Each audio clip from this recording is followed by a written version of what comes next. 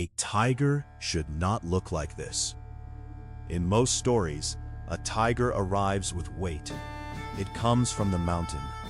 It has teeth, claws, silence, and the kind of gaze that makes a person remember how small a human body is.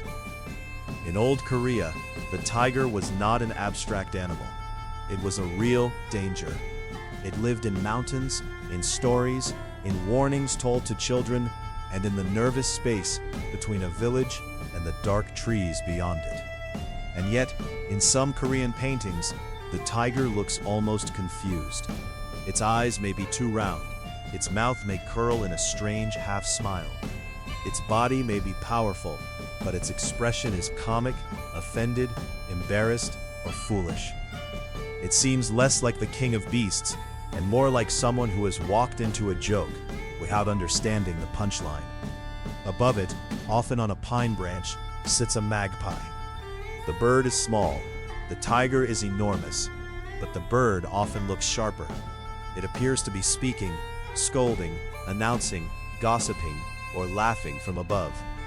The tiger looks up, caught between dignity and humiliation. This strange pair is one of the most memorable images in Korean folk painting, the tiger and the magpie. Then a new version of that old visual joke reached a global audience. In K-pop Demon Hunters, viewers met Derpy Tiger and Sussie Magpie.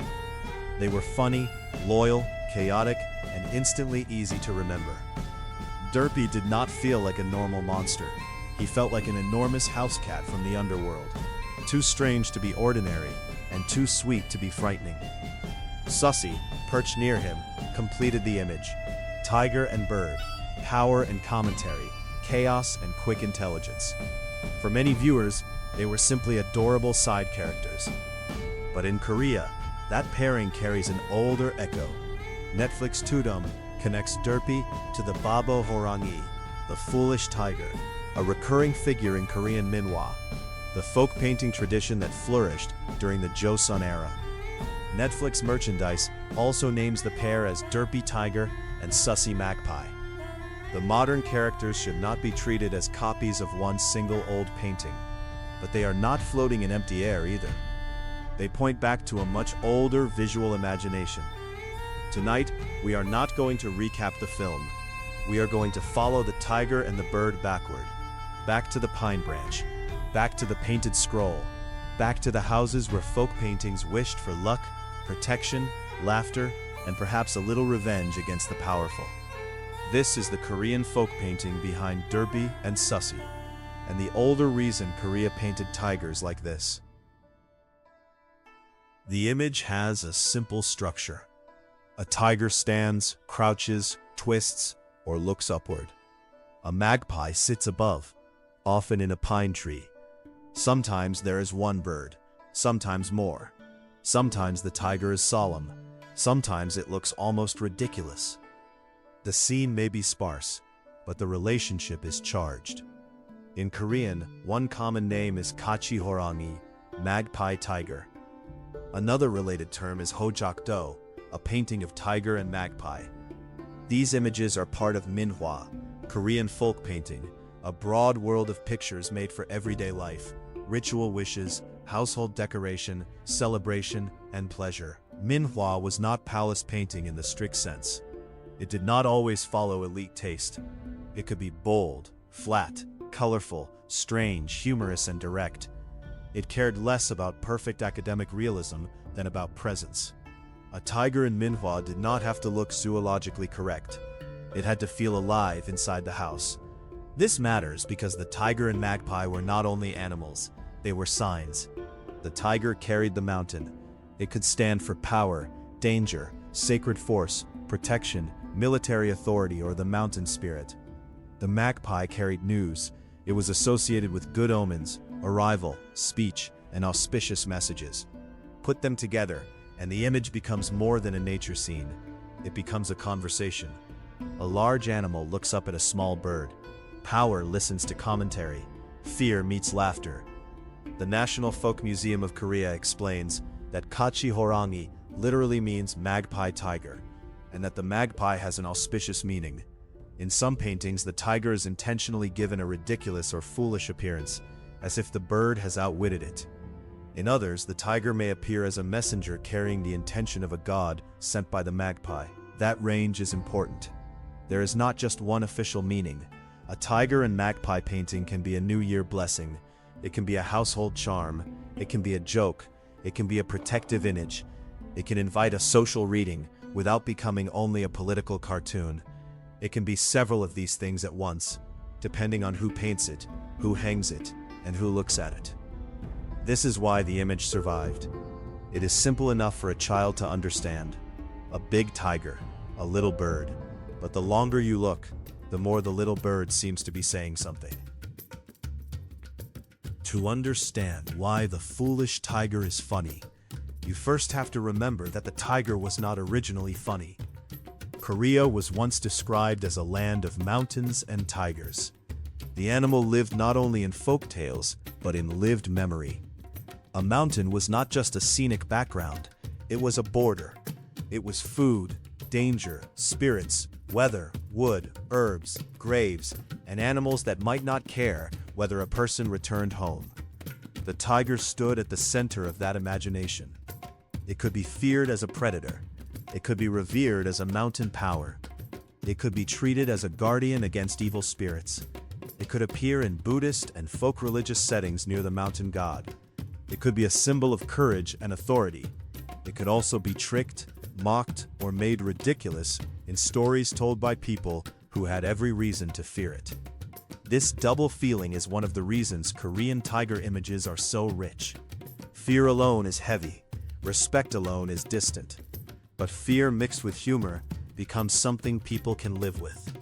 The National Folk Museum describes the Korean tiger as a creature that was loved, hated, feared, and respected.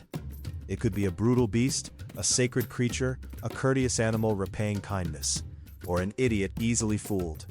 That last phrase is the door into the world of the babo Horangi, the foolish tiger. A foolish tiger is not weak. That is what makes it funny. The whole joke depends on the tiger still being powerful. If the tiger were small and harmless, no one would care that it looked silly. The humor comes from the collapse of dignity. Here is the terrifying mountain animal, the symbol of danger and authority, painted with a face that looks startled, stubborn, or confused. The painting does not deny the tiger's power. It domesticates it. It brings the mountain into the home and makes it bearable. It lets people laugh at the thing that might otherwise frighten them. It turns danger into decoration without pretending danger never existed. This is not childish. It is psychologically sophisticated. People do this everywhere. They make masks of demons. They tell jokes about death. They carve frightening gods into protective figures. They dress danger in a form that can be named, hung on a wall, and looked at during breakfast. In Korean folk painting, the tiger could still be sacred.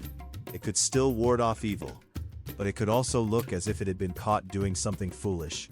And once a terrifying thing can be laughed at, it is no longer the only one with power. The foolish tiger also belongs to a wider Korean storytelling habit, making fear easier to face by giving it a comic weakness. In many Korean folktales, the tiger is not only the animal that hunts people, it is also the animal that misunderstands people. It can be greedy, proud, literal-minded, easily tricked, or strangely polite at the wrong moment. It may threaten a person and then fall for a ridiculous bargain. It may try to imitate human behavior and reveal that it does not understand human life at all. The exact stories change from region to region and from teller to teller. That is important. We should not pretend there is one master version behind every painted tiger. Folklore is not a single book. It is a way stories move through mouths, houses, seasons, and memory. But the pattern is familiar. A dangerous creature enters a human world, and human cleverness bends the situation. Sometimes the hero is a woodcutter, a traveler, a child, a widow, a farmer, or a poor person with very little power. Sometimes the trick is simple.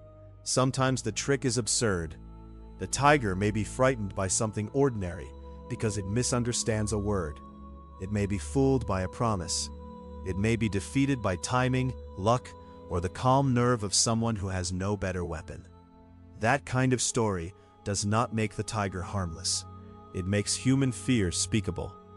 For people who had to live with mountains as real borders, the tiger could not be only an idea of terror. The fear was real, but stories could turn it sideways. They could give the animal a comic weakness. They could let a child hear the name of the tiger and laugh, at least for a moment. The painted babo Horangi works in a similar emotional space. It does not need to illustrate one exact folktale. Its face already feels like a story about to happen. The wide eyes, the strange grin, the stiff pose, the body that is powerful but somehow awkward. All of this suggests that the tiger has arrived in the human world and has not fully understood the rules. That is why the face matters so much. If the tiger looked perfectly noble, the image would become a symbol of power. If it looked purely monstrous, the image would become a threat. But when the face slips into foolishness, something opens. The viewer can hold two thoughts at once. This animal could destroy me. This animal has no idea what the bird is saying. That double feeling is the old force of the image. It is also the reason Derpy can feel so familiar, even to viewers who have never seen a Joseon period folk painting. He is not simply cute. He is power with a crack in it. He is danger that has wandered into comedy. He is the large thing that does not quite know how large it is. That old visual joke still works. The magpie changes everything. Without the bird, the tiger might simply be a tiger, sacred, dangerous, comic, protective, or strange. But once the magpie sits above it, the painting becomes a scene. There is a relationship. There is tension. The magpie is small, but it controls the direction of the viewer's attention. We look where it looks. We imagine what it says. We feel that the bird has arrived with information. In Korean culture, the magpie has long been associated with good news. A magpie call could suggest the arrival of a guest or a welcome message. In paintings, that meaning turns the bird into more than decoration. It becomes a messenger. But a messenger can also be a commentator. In many tiger and magpie paintings, the bird appears to be speaking down to the tiger. It is perched high in the pine, safe from claws, and visually above the scene. The tiger may be physically stronger, but the bird seems quicker, sharper, and harder to intimidate. This is one reason the image is so satisfying. It reverses scale. The big thing is not always the clever thing. The small thing is not always helpless. A tiny bird can make a tiger look foolish simply by existing in the right place and looking down with the right expression. This is where Derpy and Sussie feel so natural as a modern echo. Derpy is large, supernatural, and visually impossible to ignore. Sussie is smaller, but the pairing changes how we read him. The bird gives the tiger a frame. It makes the tiger's clumsiness more visible. It turns power into comedy. Again, this does not mean the film is adapting one single folktale or painting. It is better to think in terms of visual memory. Korean painting already had a familiar structure for this pair. Tiger below, bird above. Power below, voice above. Danger below, wit above. The old paintings taught viewers how to read that relationship long before animation did. And the pine tree matters too. In many compositions, the magpie sits in or near a pine, a tree often associated with endurance, longevity, and winter strength. The pine gives the painting vertical structure. It separates the airy world of the bird from the heavy body of the tiger. It also roots the image in a Korean landscape of mountains, villages, and seasonal wishes. So the scene is not random. Tiger, magpie, pine, power, message, endurance. A little comedy, a little blessing, and a little warning from above. There is another layer to the tiger and magpie image, and it is sharper. Some interpreters have read the tiger as a symbol of authority, the aristocrat, the official, the powerful person who expects to be feared. The magpie, in this reading, becomes the voice of ordinary people, small, noisy, clever, and difficult to silence. This interpretation should be handled carefully. Not every tiger and magpie painting is a political cartoon. Folk images collect meanings over time. A painting can be protective and humorous without being a direct attack on a named official. But the social reading makes emotional sense. Look at the picture. The tiger is huge. The bird is tiny. The tiger should dominate the scene. Yet the tiger often looks ridiculous. The bird appears calm, alert, maybe even amused. If the tiger is power, then power has lost some dignity. If the magpie is the common voice, then the common voice has found a safe branch from which to speak. This is the kind of joke that can survive in a world where open criticism is dangerous. A painting can laugh politely. It can suggest what people know without saying it too directly. It can hang in a house as a wish for good fortune and still carry the pleasure of seeing arrogance made foolish. This is one reason folk art matters. It is not simply naive or decorative. It can hold a community's emotional intelligence, its fear of officials, its mockery of pride, its desire for protection, its practical humor, its ability to hide complaint inside beauty. The tiger and magpie image could be especially fitting around the new year, or at the threshold of a home. A household wants luck, safety, and good news. It also wants the dangers of the coming year to be manageable. What better image than a powerful tiger that has been placed under the gaze of a little bird? That is not just cute. It is a miniature social dream. The dangerous thing is present, but it is contained. The powerful thing is impressive, but it is not allowed to be too proud. The small voice is not crushed. It is perched above, still speaking. When modern viewers laugh at Derpy, they are not necessarily thinking about Joseon officials, class hierarchy, or New Year talismans. Most are simply responding to a brilliantly designed comic creature. But the design works because the old visual logic still works. We like a powerful animal made harmless without becoming meaningless. We like a small companion who seems to understand what the big one cannot. We like the old joke, the tiger is strong, but the bird knows. It is tempting to look at Korean folk painting and call it cute. The colors are bold, the shapes can be flat. The tiger's face may look almost cartoonish. The magpie may seem like a character. To modern eyes, especially after animation, the whole thing can feel charming and playful. But Minhwa was not cute in the shallow sense. It was useful. It lived close to ordinary life. People used paintings to wish for longevity, fertility, learning, wealth, protection, rank, harmony, and good fortune. Bookshelves, peonies, fish, cranes, deer, mountains, suns, moons, tigers, dragons, and letters could all become visual wishes. A folk painting was not only something to admire, it was something to live with. This is why the tiger and magpie image can carry so many meanings without collapsing. A family could hang it for protection. Someone could enjoy it for humor. A viewer could read it as social satire. A child could simply remember the strange tiger's face. All of those uses can exist together. The same image can protect the house and make the house laugh. That combination is powerful. A perfect royal tiger might impress you, but it might also remain distant. The folk tiger enters the room differently. It is crooked, immediate, funny, alive. It is a tiger that belongs not only to the mountain or the court, but to everyday imagination.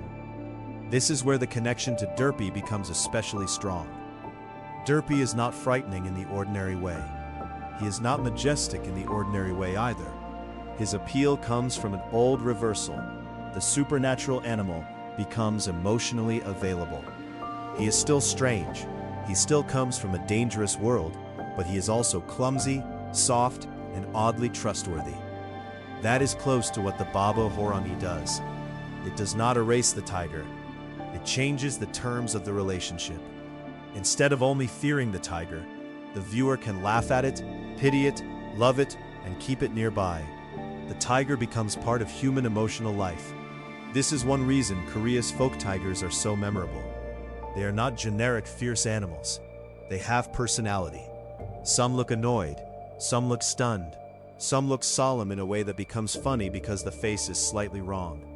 Some are striped like real tigers, but behave like characters from a story someone has told too many times by the fire. Minhwa does not ask the tiger to be realistic. It asks the tiger to mean something. And sometimes the thing it means is, even fear can be made ridiculous enough to live with. To feel what these paintings meant, it helps to take them out of the museum for a moment. Imagine the image not as a framed art object under clean light, but as something placed in a lived room, a paper painting, a household wall, a season turning, a family wanting the coming year to be kinder than the last one. In that setting, a tiger-and-magpie painting does not ask to be interpreted once and finished. It works by being present. A visitor might see it and smile.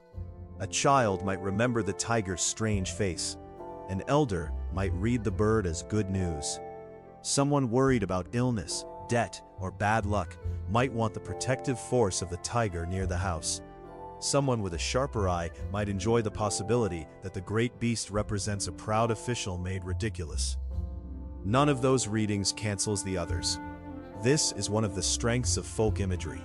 It does not behave like a modern logo, where one symbol is supposed to mean one thing. It behaves more like a proverb.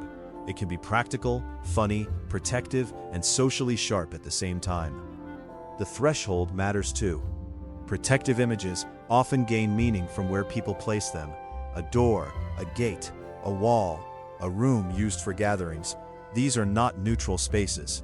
They are boundaries between inside and outside, family and stranger, safety and uncertainty. A tiger near that boundary can suggest that the dangerous world has a guardian. A magpie near that tiger can suggest that the guardian itself is being watched, mocked, or guided. The image becomes a small drama at the edge of domestic life. Outside the house is weather, illness, hunger, officials, rumor, debt, animals, and everything that cannot be controlled. Inside the house are ancestors, children, food, argument, sleep, hope, and all the fragile things a family tries to protect. The tiger stands between those worlds, but the tiger is not solemn enough to become oppressive. The bird keeps it light. The joke keeps the protection from turning cold. That balance is easy to underestimate. A household does not only need power, it also needs warmth. It does not only need a guardian, it needs an image people can actually live beside. A terrifying tiger might protect the doorway, but a foolish tiger can stay in the room. This is why the old paintings still feel strangely modern. They show symbols being used in the mixed way people actually live with them, for fear, laughter, protection, memory, and hope at the same time. And that is why Derpy and Sussie are such a good doorway into the tradition. The modern characters make viewers feel affection first. Then, if they look backward, they find that affection was already part of the older image. The tiger was never only a monster. The bird was never only a bird. Together, they could make a house feel watched, protected, amused, and a little less afraid. So, how does an old folk painting become a modern animated character? Not by copying every detail. A modern film has different needs. It needs movement, timing, silhouette, personality, merchandise, jokes, emotion, and quick recognition. A folk painting does not move. It does not need a story arc. It can hold still for 100 years and still speak. The bridge between them is design memory. Derpy Tiger works because he keeps the emotional contradiction of the old Korean tiger. He is large but silly, supernatural but pet-like, strange but endearing, connected to danger but not reduced to danger.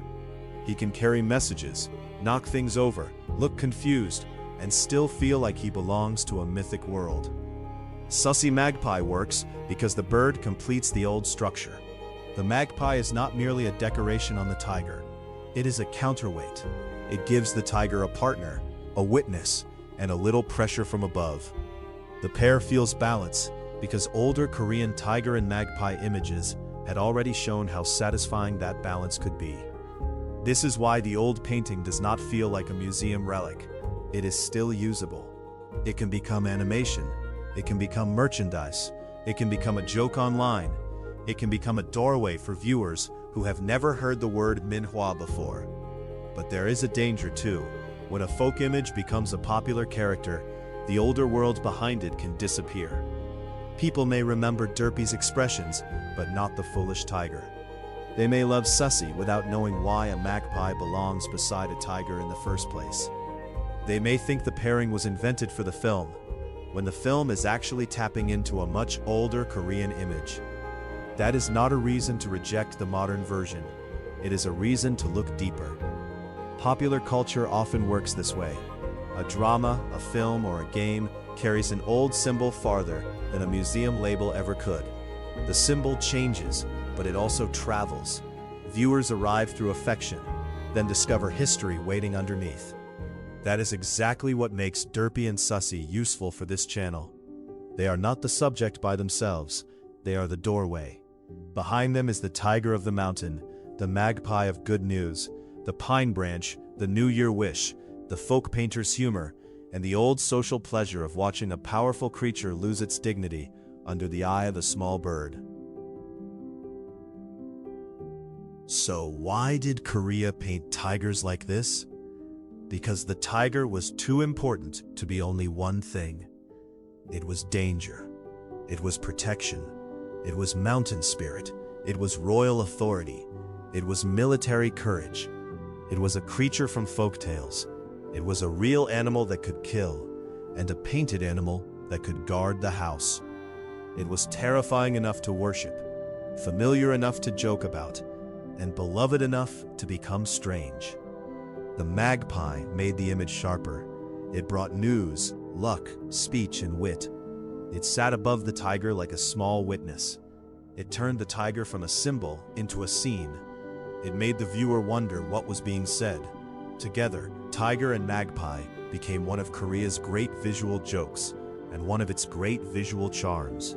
A powerful animal made foolish, a little bird made fearless, a household wish disguised as comedy, a social laugh hidden inside a blessing. That is the older world behind Derpy and Sussie. Not a single source image, not a secret code that explains every detail. Something better. A long tradition of painting fear into a form that could be welcomed, laughed at, and kept close. K-Pop Demon Hunters introduced many viewers to a lovable supernatural tiger and a clever magpie companion. But Korean folk painting had already explored that pairing long before animation, streaming charts, fan edits, or official merchandise. The old painters knew something modern viewers still understand immediately. A tiger does not become less interesting when it becomes ridiculous. Sometimes it becomes more human. Sometimes the older Korean logic becomes easier to see. And sometimes, when a small bird sits above it, the whole world of power turns into a joke that ordinary people can finally enjoy. The next time you see Derpy and Sussie, look past the cuteness for a moment. Behind them is a pine branch. Behind the branch is a painted house. Behind the house is a mountain. And from that mountain comes an old Korean tiger, powerful enough to frighten a village, foolish enough to be outwitted by a bird, and beloved enough to survive for centuries as a grin on paper.